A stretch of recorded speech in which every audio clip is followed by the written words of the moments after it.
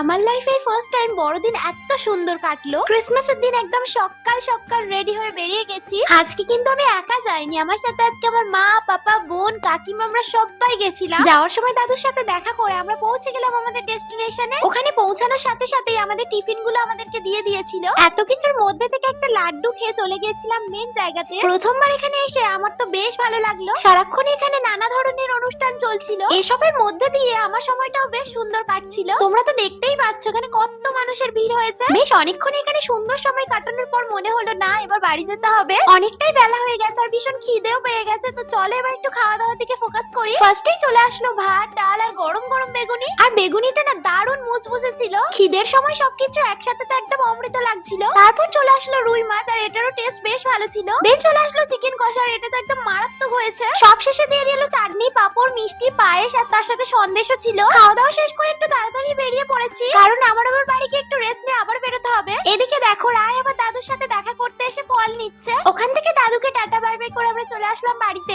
বাড়ি এসে একটু রেস্ট নিতে না নিতেই আবার রেডি হয়ে বেরিয়ে পড়লাম। আবার কোথায় যাচ্ছি না যাচ্ছি সেটা তোমাদের সাথে পার্ট 2 তে শেয়ার করব।